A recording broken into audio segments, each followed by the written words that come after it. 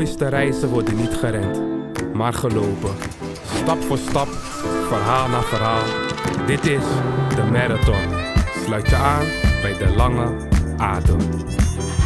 Hello guys, welcome by a new episode of the marathon. And today we have an exclusive because we're starting this episode in English. And I'm here with the lovely Neema Nekesa. Hello. Yes, welcome. I'm happy to have you here. And today it's a special day because I have a new tattoo and the tattoo says the marathon. So guys, this is the first episode that I'm going to do with my new tattoo, the marathon, and we're here at the marathon, so you know I'm happy to be here. Neema. Yeah. How are you doing? I'm good. I'm excited. Yes. The weather is good. Yes. I'm in my safe space and place over here, so yeah, it's good. Okay, nice. Yeah, I invited you because like a few months back, a friend of mine, Imani of Phonics, she told me, yo, your little brother needs to work with Neema. Check her out on Instagram. And I went on the Instagram thing and I saw some snippets and I felt like a beautiful voice, angelic voice, and I thought like, whoa, like this is something special. And I thought like, hey, maybe one day my brother can work with her, but I'm curious on the story, and I think you got like a very beautiful story. I read something about like on internet a little bit. So can you maybe just tell more about yourself, where you're from, and your journey a bit? Yeah. Of course. Well, it's Neema Nekesa. Yes. I'm currently living in Rotterdam. Yes. But I'm born in Ethiopia. Yeah. And I'm releasing songs now for like 4 years, and I'm doing it fully independent. Yes. So it's like a fun journey, but it's a hard one because I'm doing it independent and a lot of things happening. But it's super excited. It's going very good. Like everything that is happening is very surreal at the moment, and I'm excited. Nice. Okay. And can you tell like a little bit about your story, because you're born in Ethiopia and we are now like in Rotterdam, Kruiskade in Europe. So can you tell more about your story, like the transition from Ethiopia to Holland, and maybe like the vibes that you took from Ethiopia to Europe? Definitely. Yeah. Well, it started in 1995. Yes. And I'm adopted from Ethiopia to the Netherlands. Yeah. And although that's a heavy story, I can explain a little bit. Like they found me as a baby without anything, so I don't know what my birth date is or who my parents are or anything. Yeah. So I think that's the vibe you can feel throughout my music, but it's also the vibe like I don't want to make sad songs. Yes, I maybe will one day do some piano songs or something, but for now I just want the vibe to be like it's me surviving in this life, although I have that story. But it is quite a big story, and then I came to the Netherlands, and it was a fun family. I have a nice Dutch family over here, so I'm very blessed with that. Yes. But yeah, throughout my whole life, it was I struggled. I struggled. It was a journey, and me finding my ways and where do I belong, where do I not belong. It was hard, and then I think 3-4 years ago I started releasing music, but it was also coming from a very bad place at that time. Okay. And I think the whole adoption story got caught up and it made me depressed, and I didn't like it no more life. And then I started releasing music, and it was like I'm gonna do it. I don't have anything, but I'm gonna do it. I did have a mic, a little studio in my closet, in my home closet, and you just went for it. We went off. And I think we all love Neema's music because it's wonderful. It's really healing as well, you know. So thank you. I like to hear that. And what does art mean to you? Like art in general, not even like music, but art as a whole. Well, I think for me, art means that. Well, it's maybe not even the art, but I think for me as a creative, I think that's the most beautiful part, that it's so unique it's if someone is so talented, Yeah. they will create something that is so unique and so them. It shows who they are, Yes. and I think that's for me art, to see who's the artist, who's behind it. Yeah. For example, if I go to North Sea Jazz last weekend, Yes. I see a lot of artists. I think the artists who make my heart skip a beat are actually the ones no one knows. Okay. So Okay. it's like based on Yeah. what do I feel when I hear this art or see it or whatever. I have to feel something, and I love a good story, Yeah. and then I'm hooked. Okay, nice. And because now you release like music now for 4 years. When did you start like maybe like writing music, or how was the process developed? It was actually also 3-4 years ago. That's the yes. whole. Just 3-4 started years writing, ago. started, Oh, yeah. wow. And Okay. I did a lot with singing beforehand, but I did a lot of backing vocals, Okay. and I always was like, yeah, I'm gonna be the best backing vocalist in the Netherlands, and I don't know why. I think it was a bit kind of me saying like I don't want to be in the front, but now, So no, it was a process of writing, immediately recording, bringing it out myself, and then trying to do the marketing and all of it myself, and then it popped up. And like your first song that is online, is that also the first song you made? Yeah. Or is it, yeah? Full. Wow. Yeah. I think I already wrote a lot of verses or hooks, but definitely Feel Me is the first Wow. full song. Crazy. Can you bring us back like to making your first song that day? How was it? Like the emotion that came through? And Well, I remember I actually was like the producer I worked with at that time was from my school. Yes. And I forced him to come every Friday to school. And we were in the studio from 10 until 2. Okay. Because you couldn't block another part of that day because it was still school. So, yeah. And it was the best studio. And and honestly, I forced him to be there every Friday. And we did that for, I think, 4 or 5 months. Yes. And then in one of those sessions, Feel Me was created. And I remember, and it's with a lot of my songs though, Yes. I remember that it was always me liking the song. Yeah. So that's also a thing throughout my whole writing journey, that it was a lot of me liking the song. I needed to tell a lot of people like, it's a good song, it's a good song. Because people at your school wasn't really like, They weren't vibing with it like I did, but I think it was also my main interests were Mahalia, Georgia, Smith, Snow Allegra. Like, because I was in your school was like a rock study, rock academy, but it's also like they don't focus on rock, but it's a lot of Dutch vibes, which is okay. Yes. But I was already so focused in the UK, and I think there was a mismatch in. Okay. But I liked it, so. Okay, nice. Yeah. And before we like continue like the music questions, I want to ask you like a question about like self-identity and self-acceptance, because you were born like in Ethiopia and you got adopted and stuff. Like, what's like the journey of like, how do you like really like describe yourself now, like as which woman, as what woman? And because I think maybe it's a bit tough, you know, like in this world to maybe know who you are sometimes, and also like in the creative field it's a bit tough because there's a lot, you know, and sometimes you think you need to fit in. Sometimes maybe you want to fit in to see later that that's not your place. Like, how do you like, you know, cope with like your journey? How is that as well? Well, it's a good one, and I think actually in the beginning of my 4 years journey, I did it wrong. Okay. I thought I needed to go to every event, every invite, and I was exhausted. It was not the vibe.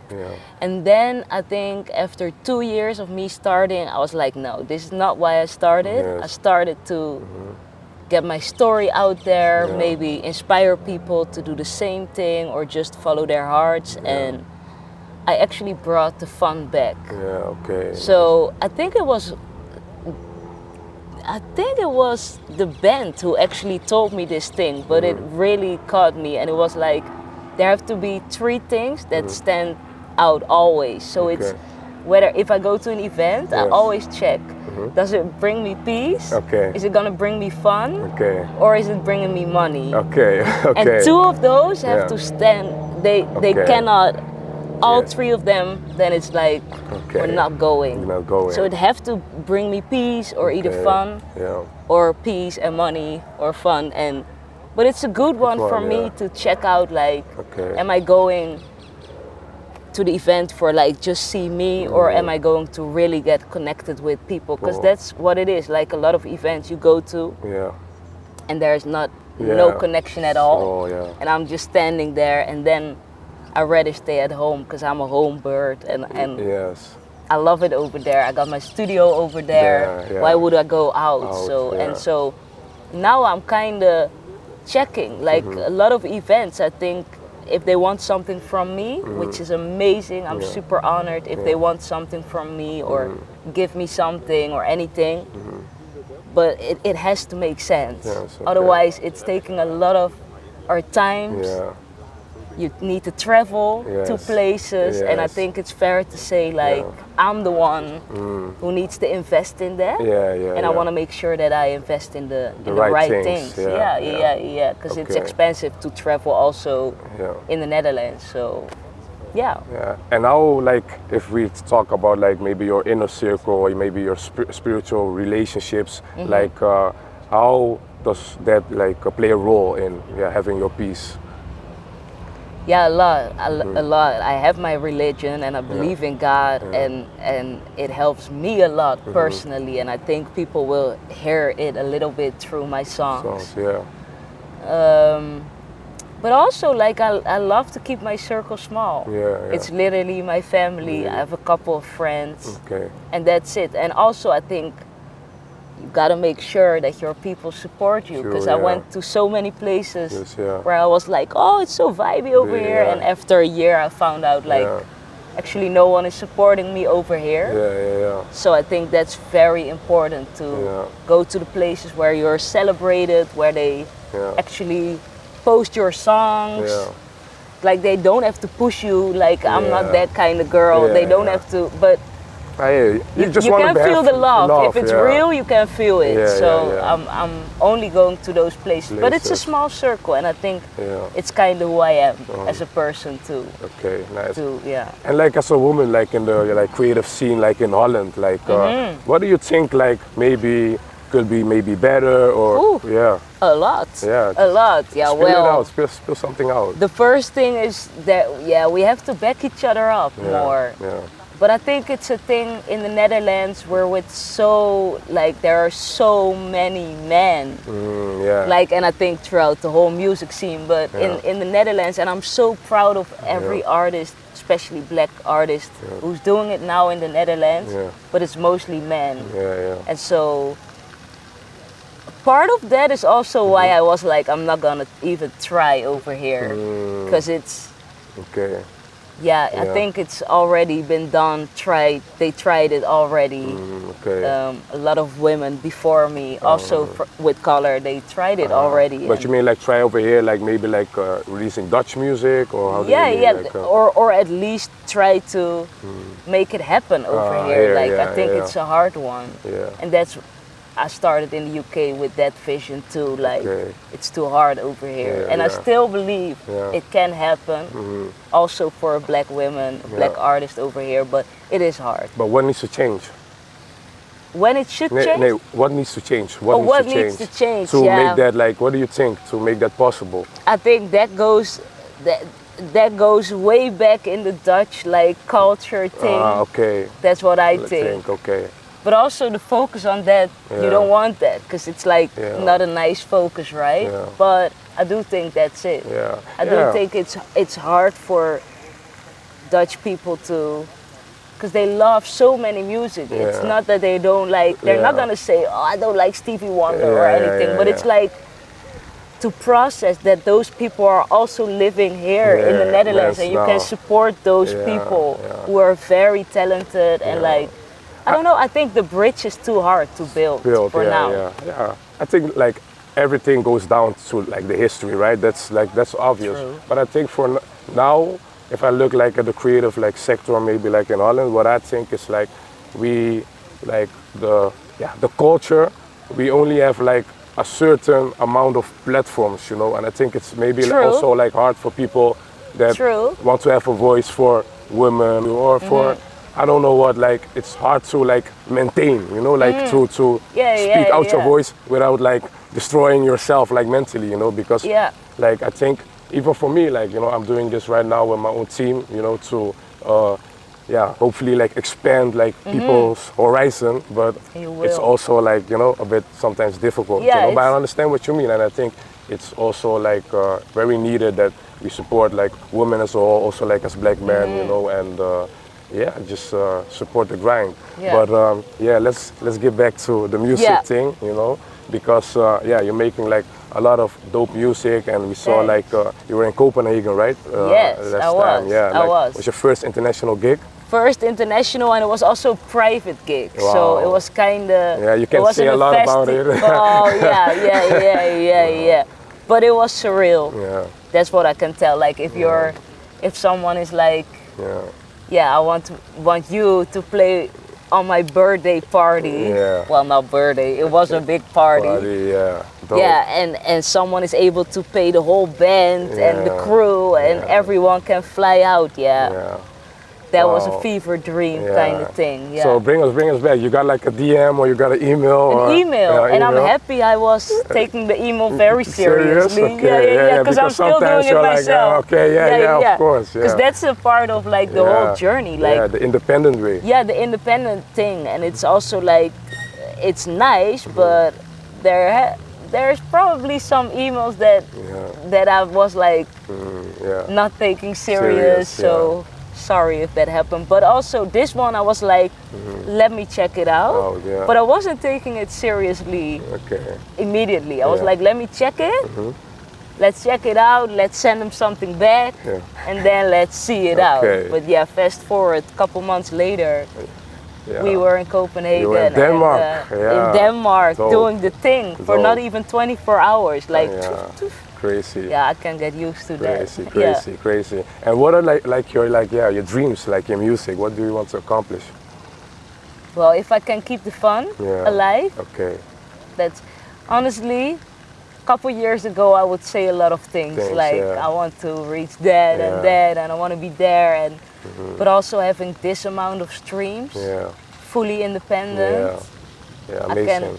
I can only tell the youth and the next generation, like, do it independent. Do it messy. Try to do it good, but it's okay if it's a bit messy.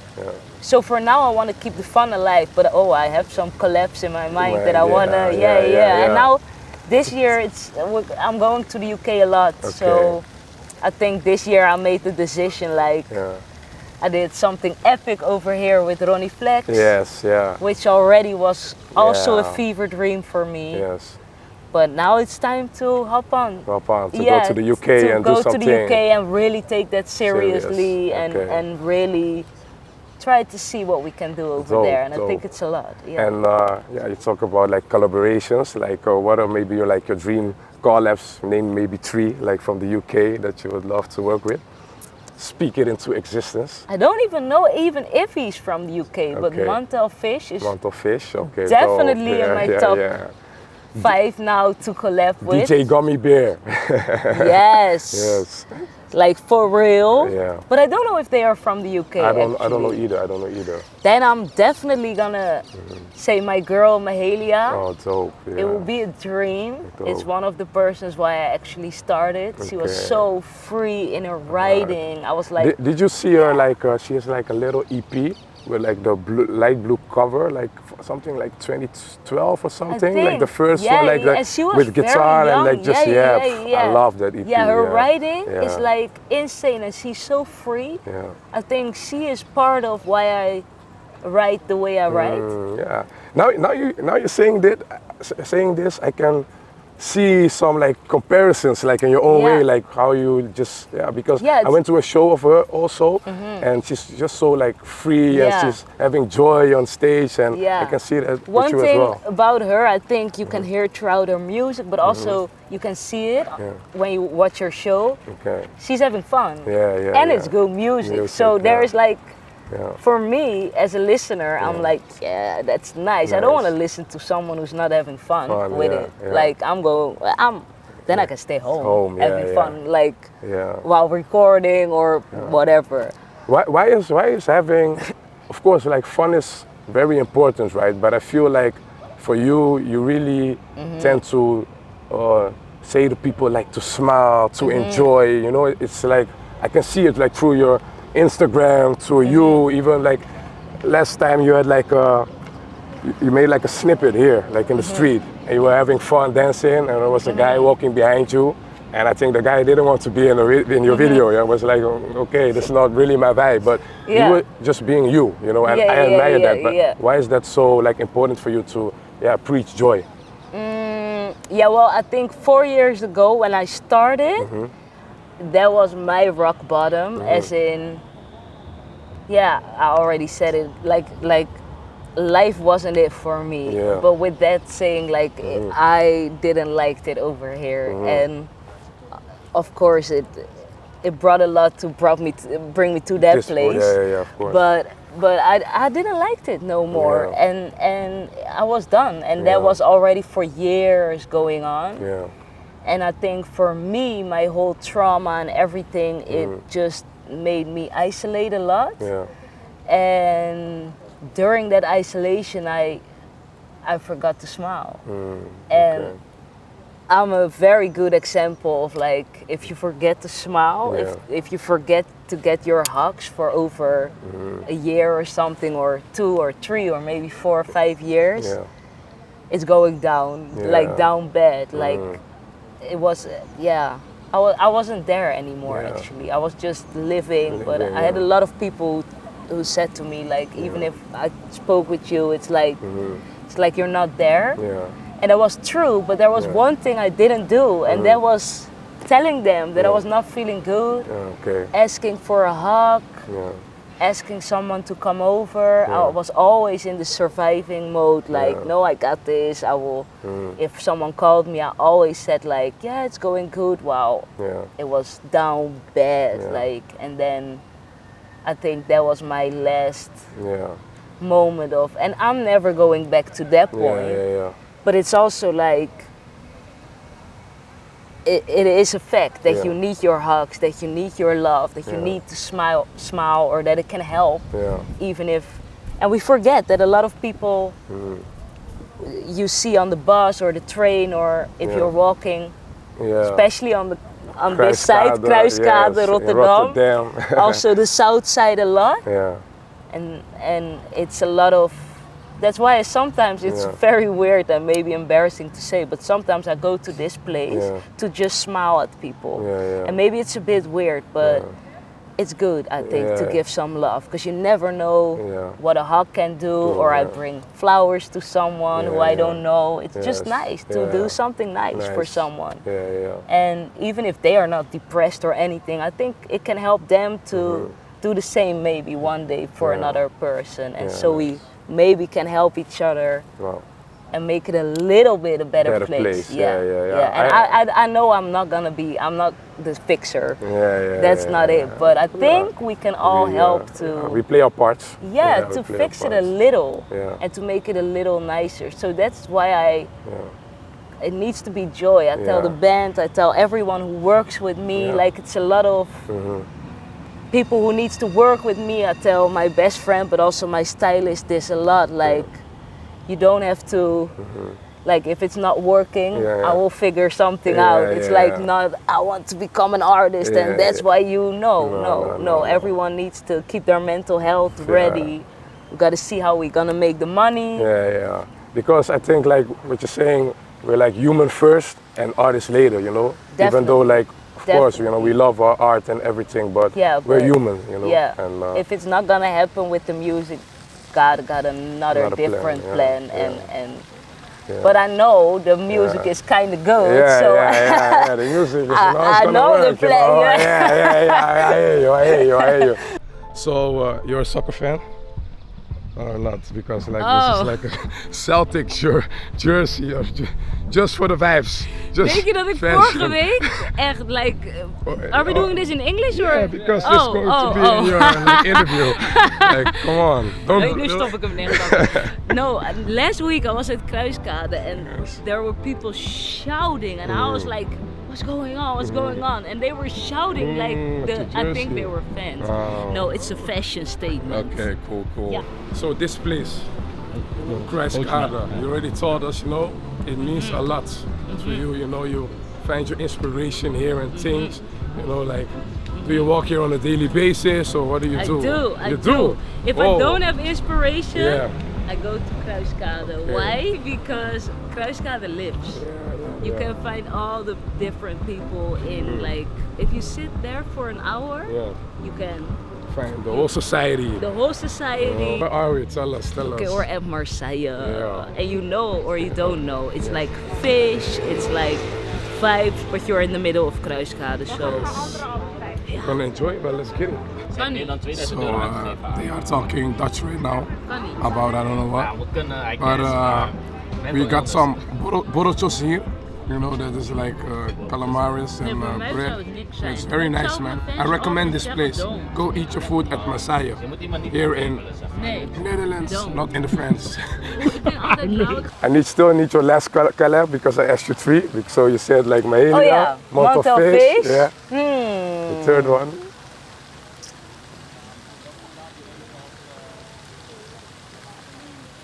Okay. I'm gonna do the bald one, and it's not that I listen. Yeah, I listen a lot to him. It's a bald one, but I'm gonna do it. Then it's Kanye. Kanye, yeah. Okay, dope. Okay. Yeah. You can go a lot of places with this. Yeah.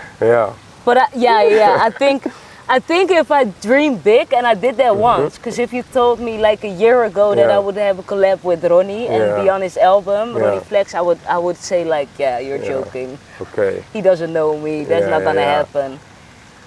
Yeah, Ronnie Flex is like the biggest artist of Holland, you know. So. But also, Ronnie made me think like, I think Kanye, a lot of what we like, I see the vision. Don't forget the Sunday Service album. Don't forget, like, I know there's a lot of other things, but if we only focus on the music, there's a lot where I'm like, I think that's if you can have a session or a work with him, it's like. And I had the same with Ronnie. Actually. Can you name like 3 songs of just say one song from Kanye that really like inspires you, or really like touches you? Through the Wire. Through the Wire. Okay, dope. Okay, dope. Okay, yeah. Okay, I hear that. I didn't. But his Sunday Service. As a whole, For me, that was as a whole. It was like. Crazy. Yeah, that was like. Okay. It had all of it for me. And what's coming up? What's coming up with you? What are you going to do? Like, what is coming out real soon? Well, it's gonna be a lot of back to London. Because I released with Ditto UK, and we're locked in with the boys now over there. I'm locked in over there, and I'm trying to little bit give away, so I don't have to do anything on my own no more. Like survival mode needs to be done by now. So it's going to be a lot of back-to-back, creating a lot of new songs with the people who I want to work with. Also very important that it's people who want to work with me. I think now I know exactly who wants to work with me and like, so I got to keep that going. But yeah, we're definitely working on the album at the moment. Dope. And I hope to drop it this year, but also if it's not going to be this year, it will be next year. But I think we will make it work this year. And can we get like a snippet maybe, or like, you know, what's the vibe? Well, the vibe is going to be a whole lot of Neema. A whole lot of Neema. But I think what is gonna be different, and you for me now, I really make sure that the singles are really popping. So if you release a single every time, you want them to pop. But now it's time for some acoustics too, and people have asked a lot for them, like the Save Me Part 2 acoustics and all of that. So it's gonna be a lot of it, but I think it's gonna hit very well. With the time and everything. I'm really looking forward to it, you know, because like I'm a fan of your music, you know, Thank you.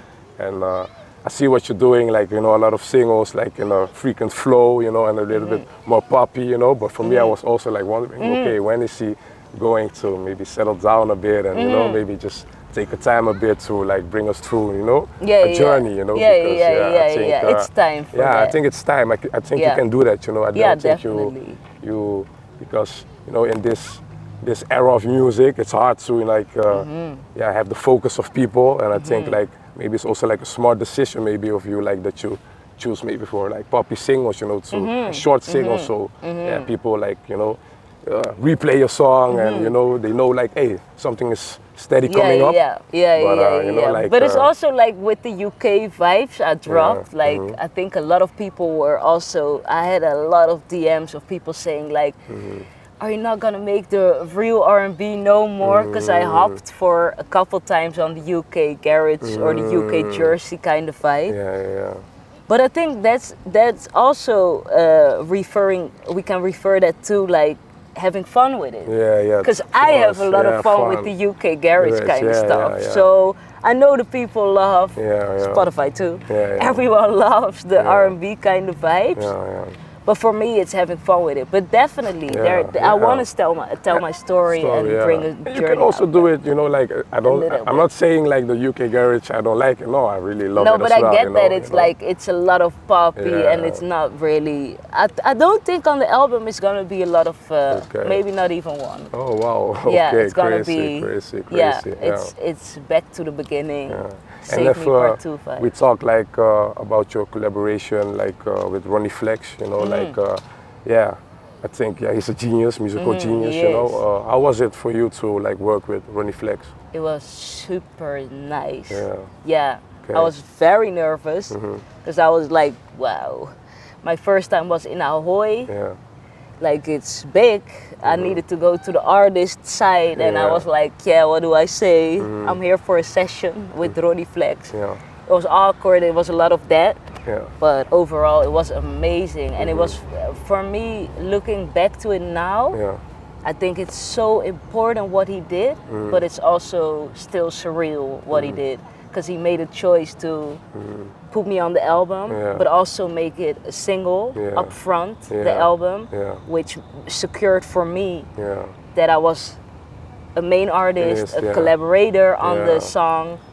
And what did you learn? What did you learn from him? Like being with him, like around him, and make as lot as music as you can. That man is creating when he wakes up, when it's lunchtime, when you cannot find him, he's behind the mic. He's creating, he's working, and so that.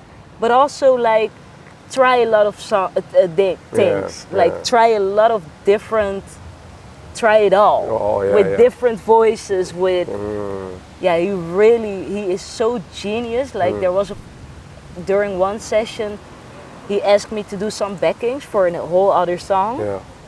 And I was like, right. And I thought I was having it kind of on lock, doing the backing vocals and anything, and like making the little choirs. But then let him do it. Because boy, oh boy, that man, even if he cannot sing all the lines, he knows exactly what he wants to hear. Yeah, that's what I find crazy about him, you know. If you like tap into his music, for real. You can see like his brain, his ears, it's different, you know, like the notes that he wants to touch, you know, the arrangements, like, it's really like... It's different. And then I remember in that session, I was quiet for an hour or something. I was like, did this really happen? Like, and I also heard my voice for the first time. That working with a genius who can make it like sound like, I was wait, what? It was like a small gospel thing that, and he just knows and hears all the things, and he cannot even sing it perfectly for himself, but it's like amazing how Amazing. they, yeah. Yeah. So that's probably also why I said Yeah. Kanye. Yeah. Because I'm not gonna back down, because we Yeah. know he's a genius. Yes, yeah. And I would love to see how he, Yeah. creates all those choir Yeah. parts. And you have to know, you have to really work with a female vocal also. Yes. It's like not his own vocal, it's a whole different range. Yeah. You have to know what you're doing. So, And what yeah. what would you like to see from Ronnie Flex like more? Because he said like he's maybe going to stop music like after 2 albums or something. Yeah, like, yeah. What do you really like to see of him maybe, or challenge him maybe? Like, what I love to see from him is just him being him. okay, dope. And I think he is one Yeah, of the that's artists over beautiful. here Yeah. that if he stays himself, Yeah. I think it's such an epic and inspirational human being to just follow. Yeah. And so for me, that will be his biggest thing. Like, I hope he doesn't quit ever, but I totally get it if he's at one point like, I'm enough, or I have enough from this and I don't want to do it. I still hope he then figures out a way that his own music label is, because I think he would be a perfect A&R. Yeah, of course. Because that's what I meant also with like the surreal part. Like, for him to find my voice, it wasn't, I'm not outside a lot, so it wasn't that we crossed each other or something. It's really through internet, through DM. But he could also choose to put another already famous girl in the Netherlands on it, but he chose for authenticity, he chose for my voice, and it's really, I hope for him to be himself, but also like, he could be he already is, but he could be a major help as A&R in the Netherlands, as like pushing the ones to the front who are really having the voice, who can do it. He got the ears too. So but I hope to have like a lot more albums. Like he's not done yet. Okay, dope. Thank you. I want to thank you for today, and I want to ask you like a last question. Can you maybe give like some words of love, of advice for like people just they want to maybe sing or do something in the creative industry? Like, what advice would you give them? Well, I already said it a little bit. First of all, do it. Start doing it. Whether that's in your closet at home, you only need a mic. And a couple more things, but it's only 2 more things. It's not a lot. So do it. That's the first thing. And also, if you don't have peace with it, or fun, or you don't get money, don't do it. Okay. That will be it. Dope. Guys, I want to thank you all. We had like a lovely conversation. This was the marathon. Follow us if you want to know more about the creative industry, the insights and outs. And I hope to see you guys soon. My name is Santos. Her name is Neema Nekesa. And we see you on the next. The marathon continues. Ciao, ciao.